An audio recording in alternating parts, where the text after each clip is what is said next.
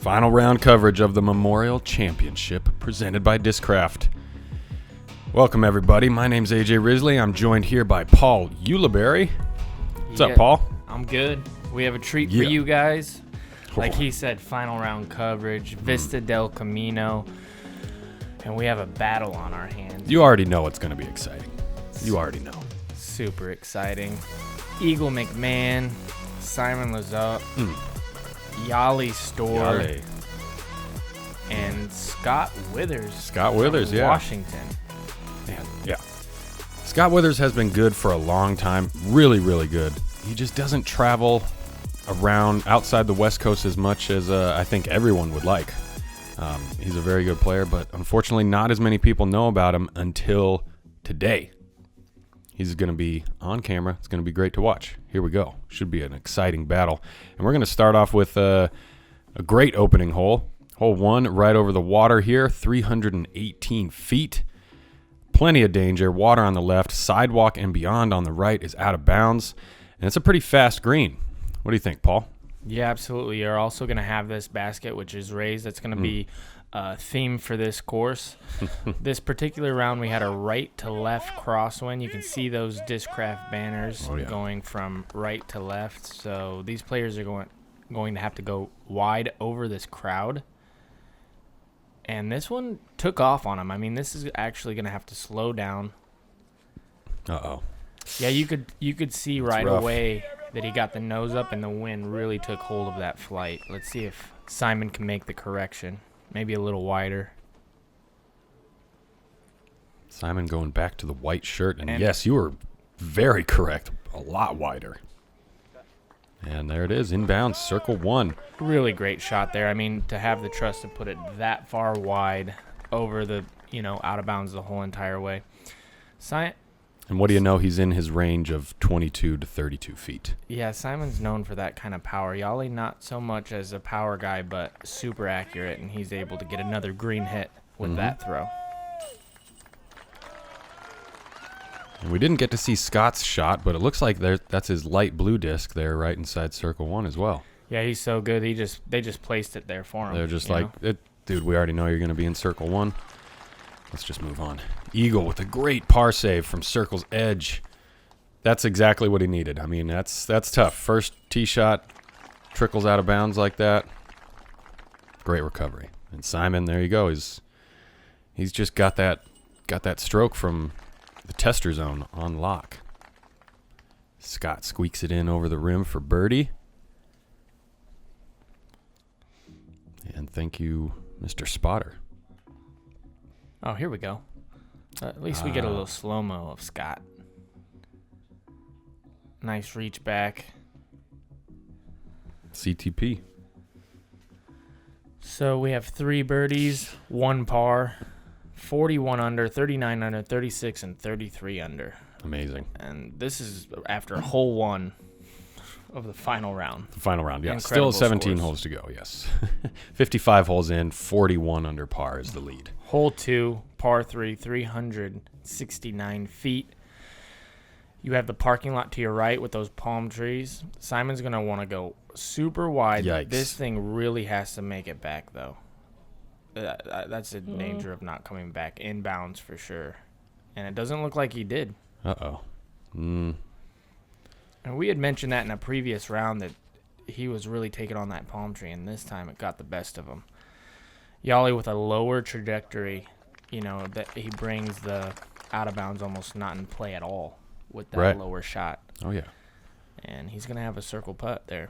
Yeah, nice and low with a lot of spin, and it just kind of slides right up to the basket, or at least inside circle 1. Scott kind of does the same thing there. A little short. Okay. That's going to leak to about 30 feet, maybe just inside the circle. Mm-hmm.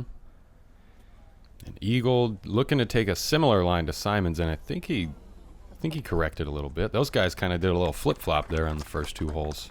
Yeah, he's going to have to earn it, though. That's going to be right at circle's edge. Yeah.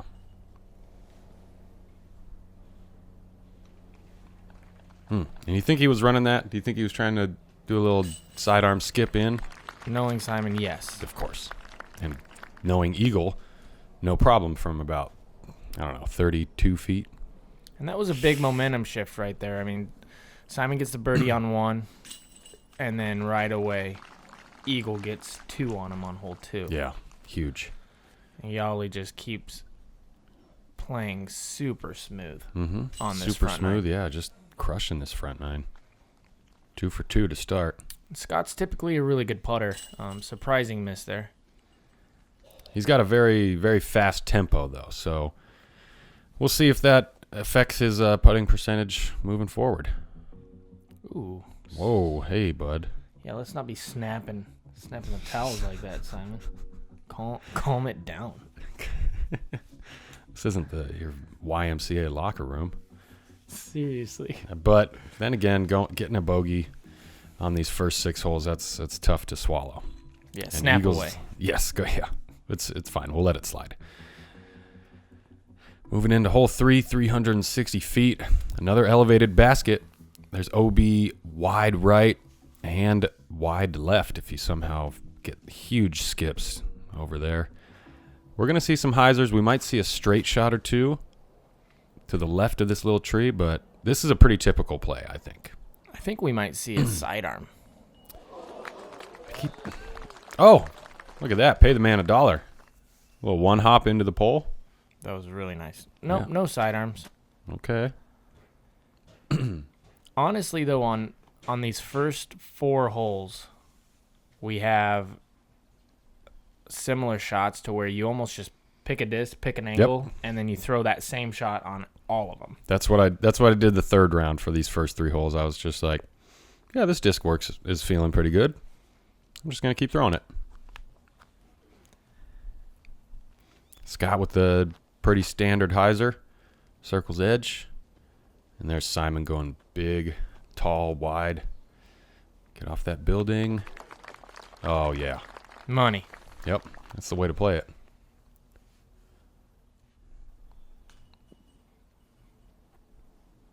A little bit low. I mean, Just barely, but look at that basket. It's so tall. Oh. Yep. I think Scott definitely knows he's let a couple go on these first 3 holes. Definitely within his range. I mean, he really, as far as I can remember, I really don't remember him being on lead card national tour. So maybe some nerves. Perhaps. That's a good point. But I expect him to get it going, for sure. He's definitely been on plenty of lead cards just in general. But yes, lead cards of this magnitude, who knows? He's still 1 under. Jalle, though, 3 for 3. Great start. And, man, the battle up at the top is still pretty tight. Simon just 3 strokes back of Eagle McMahon. And we're going into hole 4. Hole 4 is 381 feet. There's an OB wall on the left that you could skip over if you take your shot too tight. Really, though, there's just that big tree about 2/3 of the way down the fairway. That's the main obstacle. And Jalle pulls that a little bit to the right, and he's actually going to have a really tough putt because he should be behind that pine tree over there. Mm-hmm. Ooh, and wow. if that's the case, it's going to be a very obstructed 35 to 40 footer. Yeah, he might get his first par on these first 6 holes for the first. Yeah, it's not for these 2 typical days. for Arizona golf to have an obstructed putt like that. Yeah. And, man, Eagles shot cleared the Pro Tour wall there on the left by maybe like 2 inches. Yeah, just and barely skipped and over. you can kind of get the feeling that, this is the final round. The extra pressure, in the previous rounds, it's just been birdie, birdie, birdie for everybody. Right. And now you can kind of see the pace slow down. The putts are feeling a little shaky for these guys. A little bit. Not for Jalle, though. That was, like you said, a very tough obstructed look. And he just barely misses it, hits the cage. And Eagle, though, great par save again. Yep. Another great par save from tester distance. And Simon, definitely needed to convert on that one to pick up some more ground on Eagle. And there we go. Automatic from Scott from about 20 feet. Right, yeah. And so last year we saw a bunch of bikes that you could rent via a certain app on your phone. This year it's scooters. Different scooter companies. Scooter gang. Scooter gang, yes. And wow, Scott with the lone birdie on hole 4. Not bad. 2 under through 4 holes. If he can get these next 2, I think he'll be doing all right by his standards. Hole 5, par 3, 340 feet. You have a Mando tree directly to your right, that pine tree with the drop zone signs below. And this is an elevated basket with these 2 guardian trees right next to it. Right. To where that really makes you emphasize on the distance control. Yes, exactly. And we're going to see Scott go high hyzer with the sidearm. And this looks pretty good. Yeah. It needs a dig, and it does. So he left himself. Great shot. Yeah, perfect distance control. Jalle going fairway driver. You'll see. So smooth. He has no problem. Wow. That's really just great. There you go. That's a shot that if you want to do things in competitive disc golf, you learn this shot. Learn this shot where you're going A to B with very little variance. Right. I mean, because you'll be able to throw that shot on almost every hole that you play. That's why the straight shot is probably the hardest shot in the game. Mm-hmm. And Eagle's sidearm stays out a little wide left. No problem, though. And Eagle says, well, why don't you just learn a 400-foot spike sidearm hyzer instead of why don't you just straight throw shot? over everything? Yeah. Nice Good putt putt by Scott. Yeah, it looks like he's finally found his rhythm there. Mm-hmm. Got the last couple. And Jalle, I don't know, reclaimed his rhythm after his first slip-up of these first 6 holes. Starframe. Is that the first one of the round? Yeah, and probably the hardest hole for the first 5. I think so. In my opinion. Yeah. It's just so deceiving. It feels like it's a little bit uphill, but it's got to be just perfectly flat, though.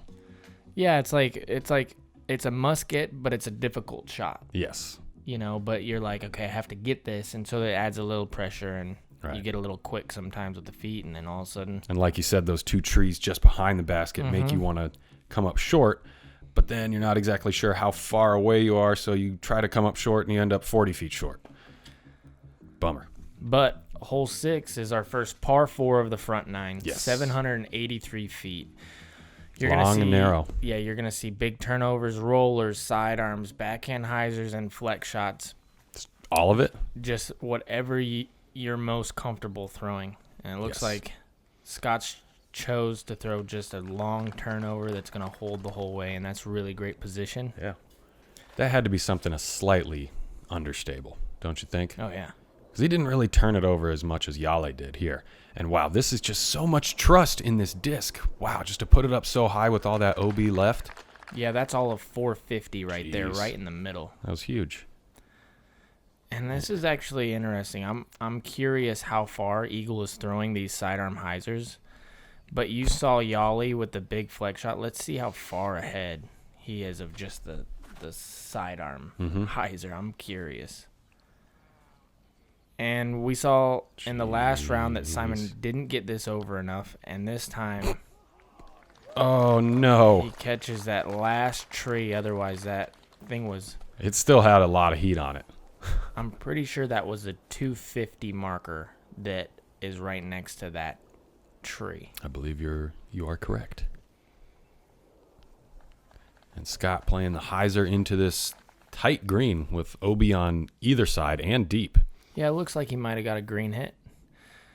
And so Eagle just barely short of Jalle, looks like. Yeah. He is going first, so that's... Right. He was a good amount ahead of him. Okay. And this is a little bit of a steep hyzer. Man, yeah, Eagle and Jalle coming up a little short on this screen here. And Simon, great trust, past that pine tree there, but it needs to sit down. Oh. OB. Wow. Ouch. Ooh. Yeah, these are long putts here. And with those flags moving and an elevated basket, Not easy at all. Great save by Simon, though. Yeah, like I said before, you just kind of get it. You kind of get that feeling that this is the final round, and you're seeing mistakes that they haven't made the whole tournament. Right. Yeah. You can tell that it's just that extra little pressure adds that extra difficulty to each and every shot.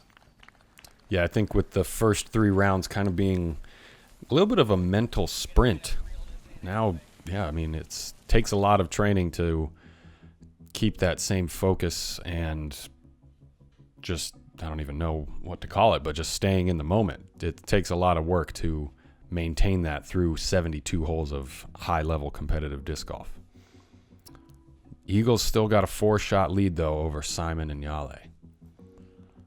And back to another par 4, hole 7, 645 feet. Really, if you can just go hyzer and set yourself up with the easy circle 1 putt, then this hole turns into one of the ones that you are just looking forward to the whole round. There's OB on the right and the left off the tee, but I don't think that's going to affect our players too much. There's a little bit of a low ceiling off the tee. We're going to see a lot of low, fast shots that probably get a skip or 2. And Scott with the box. Yeah, and distance really isn't a big factor off the tee here. It's more positioning, and he's actually, if he skips high enough on that hillside to the right, he'll have easy chip sidearm into the pin. So really your only trouble is if you pin up against one of those guardian trees on the left. Uh-oh, we're live here. Excuse me. She just had no idea. It's a beautiful Sunday, though. Yep. You can't fault those. You can't fault them too much for just enjoying their Sunday afternoon.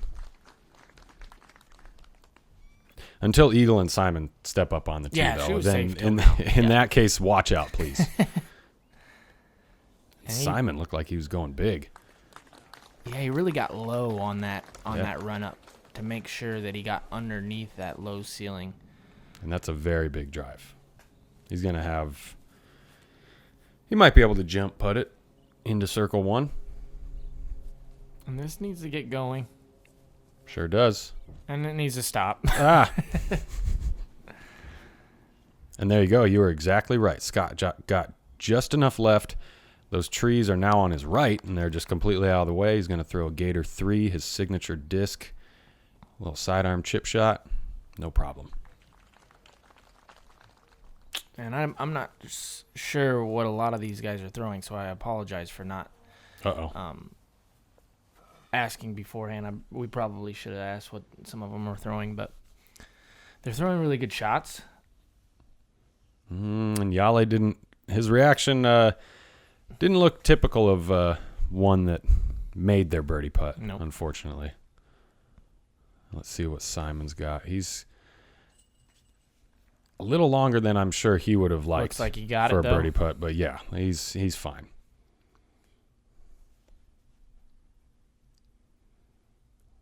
Still within that range where, he's just gets to smooth out his whole stroke. He doesn't have to try to pull it back too much or hit the throttle more than necessary.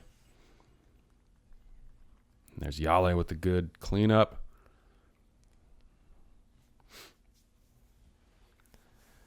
Scott with a really nice upshot. He'll make good from here. And he'll hold his box. Yeah.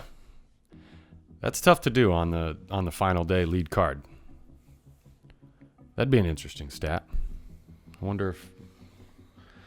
There you go, U-Disc. You got something to work on there. What's the record for Yes. longest Ooh. box hold? Yes. And lead card of a Pro Tour or National Tour. Right. Well, we could say the record for most consecutive box holds. I don't know. We need to come up with a better term. It was, yeah. Yeah, you're right. Simon, the first round, just all of them. Most consecutive, most box changes. I don't know. We'll figure that out. Until then, hole 8, par 3. One of the signature holes here at Vista del Camino. You're carrying water the whole entire way. Scott's going with the sidearm. Woo. He barely clears that, and he's inbounds he's going to have an outside the circle look for birdie. He almost overcommitted. Right, and this is more of what you're looking for. As long as he misses that pine. Wow. Yeah, perfect. You'll see Simon probably go wide hyzer. Man, you're good.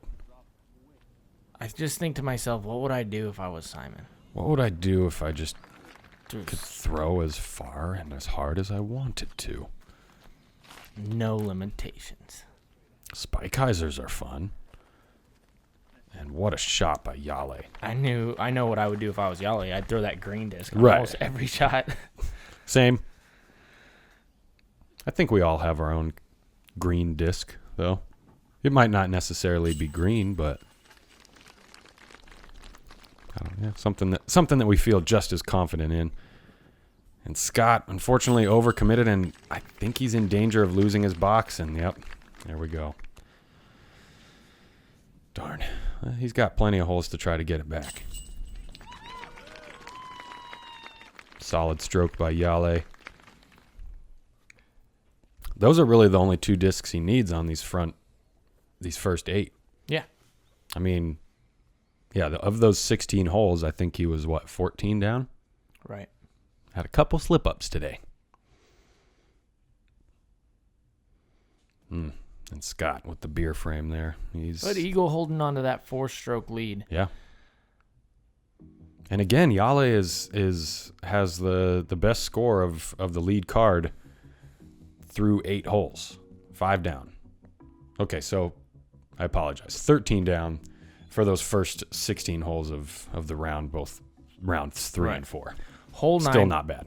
Par 3, 800 feet? No. That's kind of what it feels like. It's way out there for a par 3. 482 feet, pardon me. Plays like 800 feet. Right. Especially if you take this line and you're trying to park it. Kaboom. And Eagle plays wide hyzer just to get in position. Can he get there? Sure. Oh, no. Oh. I don't know. Yeah. Okay. Crowd likes it. Crowd likes it. Does the spotter like it? Give him that green. That's a 430-foot hyzer around there. Yeah. That's really far. That's big. And Simon pulls that a little bit, catches the pine. But he just, he just throws so hard that he just takes out a whole branch. And Jalle's sticking with his game plan from the 3rd round, just playing layup to the sweet spot right there. Just a nice smooth hyzer. Scott gonna bust out the forehand. He has a super smooth forehand game. Yeah. Wow. And distance. That's pretty good, yeah. And he had some trust behind that one. That disc looked like it got a little bit of high speed turn. I'm interested to see how he does on this upshot. This is a really difficult upshot. Low ceiling. That's really good from there, honestly. Right. Yeah. Low ceiling with, it's hard to tell if the grass is going to eat you up or keep you, skipping towards the water. But yeah, Simon's fine. Jalle's fine. Scott with a little half run there with the Gator 3 flick. And that was a really good save from Simon. And looks like we may have missed Eagle's upshot. But I believe he's also in circle 1. He's probably just going to drop in for par.